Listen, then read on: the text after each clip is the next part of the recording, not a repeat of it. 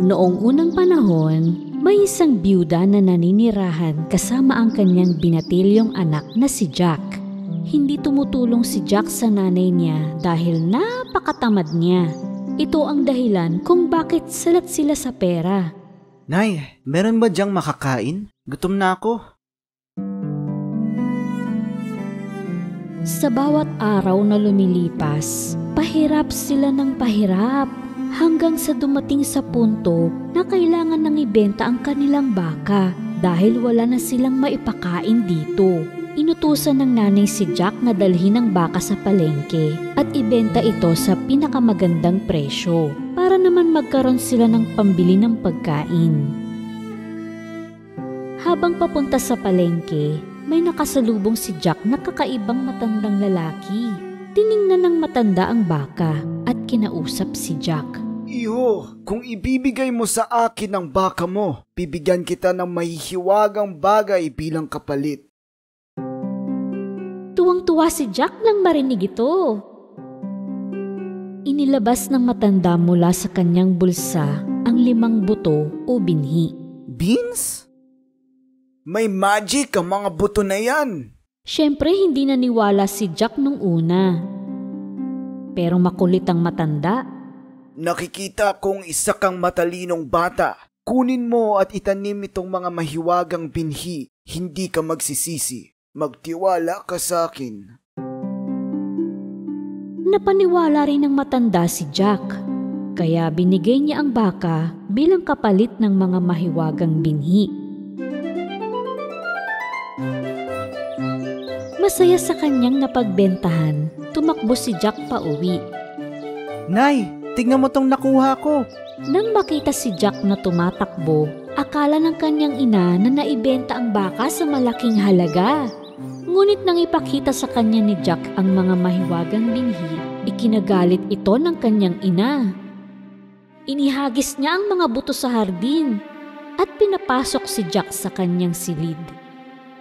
Diyan ka lang sa kwarto mo hanggang sasabihin kong pwede ka nang lumabas at hindi ka kakain ng hapunan ngayong gabi.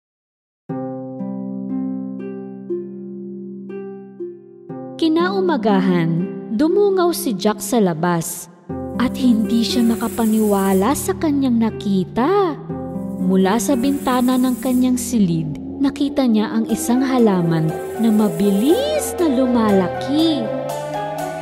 Hindi ito isang puno o higanting bulaklak. Ito ay isang magic beanstalk. Mula sa bintana, tumalon si Jack sa higanting beanstalk. Nangonyapit siya sa mga dahon at sa mga baging na nakapulupot dito.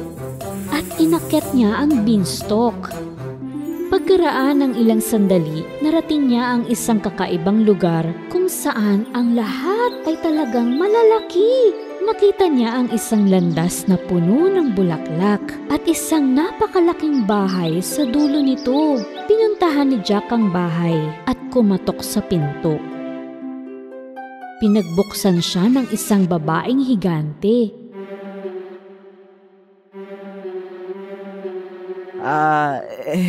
Itatanong ko po sa kung may makakain kayo dyan. Oo, meron naman. Pero dapat kang umalis bago makabalik ang asawa ko dahil paborito niyang kainin ang maliliit na bata na tulad mo. Medyo natakot si Jack pero nagugutom na din siya. Nang dudulog na siya sa hapagkainan, nakarinig siya ng tao sa labas na may malalim na boses. La la la la la la, may naamoy akong bata. Hilaw o luto okay sa akin, tiyak na masarap kainin. Tinawag ng babae si Jack. Magtago ka sa pugon. Ngayon na, dali. Mabilis na nagtago si Jack. Pumasok ang higante sa kusina na sumisinghot-singhot. Nakakamoy ako ng bata. Anong pinagsasabi mo, mahal ko? Baka naman ang naaamoy mo ay yung karne na binigay ko sa mga pusa kahapon. Nang makapagtanghalian, sinimulang bilangin ng higante ang kanyang ginto.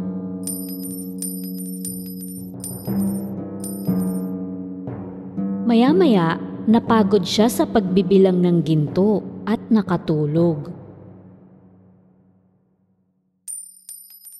Lumabas si Jack mula sa pugon at kinuha ang isang sako ng ginto. Pagbalik niya sa beanstalk, hinulog niya ang sako at bumaba siya sa mga baging ng beanstalk. Pagdating niya sa baba, kinuha niya ang sako ng ginto at agad na umuwi ng bahay. Tuwang-tuwa ang nanay ni Jack nang makita ang ginto. Mula sa araw na yon, hindi na sila maghihirap o magugutom pa. Ngunit makalipas ang ilang buwan, naubos ang lahat ng ginto. Kaya naisipan ni Jack na umakyat uli sa beanstalk at bumalik sa bahay ng mga higante. Ngunit sa pagkakataong ito, ang babaeng higante ay medyo nanghihinala na sa kanya. Hoy, nung huling nandito ka, nawalan kami ng isang supot ng ginto. Pero naawa pa rin siya sa bata, kaya pinapasok niya. Hindi nagtagal, umuwi ang higante. La la la la la la. May naamoy akong bata. Hilaw o luto okay sa akin.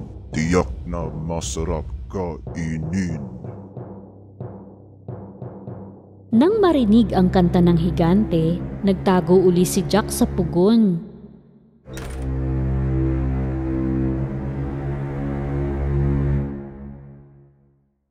Matapos kumain, pinakuha ng higante sa kanyang asawa ang alagang manok. Pagkatapos ay inutusan ng higante ang manok na mangitlog. Namangha si Jack na ang nilabas ng manok ay gintong itlog. Nang pumasok ang higante sa kwarto upang magpahinga, lumabas si Jack, kinuha ang manok, at nagmamadaling bumaba ng beanstalk. Salamat sa gininto ang mga itlog ng manok, yumaman uli si Jack at ang kanyang ina. Ngunit makalipas ang ilang panahon, naisipan ni Jack na subukang muli ang kapalaran, kaya umakyat siya uli. Sa pagkakataong ito, pumasok siya sa bahay nang hindi nakita ng babaeng higante. Nagtago siya sa kalderong tanso. Ilang sandali pa, dumating ang higante. La la la la la la.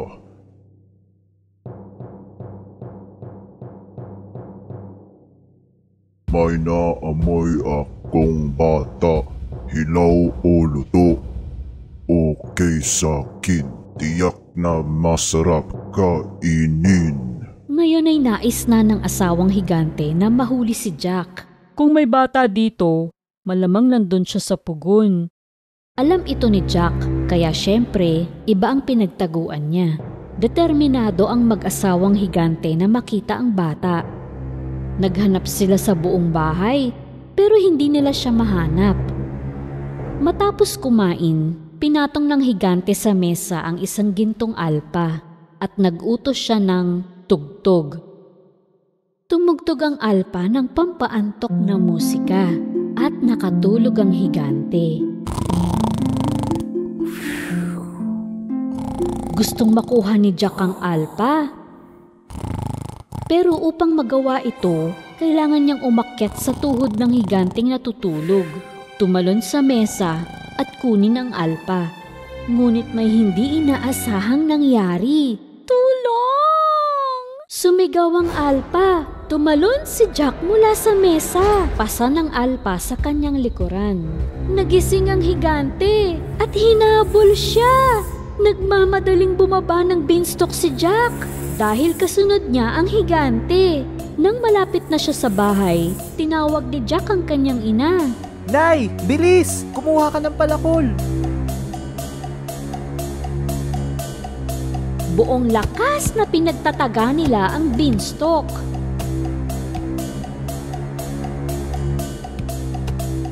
Sa wakas ay natumba ang beanstalk at malakas na lumagapak ang higante sa lupa. Ligtas na sila sa higante. Ay, salamat. Ligtas na tayo. Labis na pinagsisihan ni Jack ang mga bagay na nagawa niya. dahil muntik na siyang mamatay sanhi ng kasakiman. Pinangako niya sa kanyang nanay na hindi na siya magnanakaw kailanman o kanino man at magsisikap na talaga siya mula ngayon. Simula nun, hindi na naghirap si Jack at ang kanyang ina.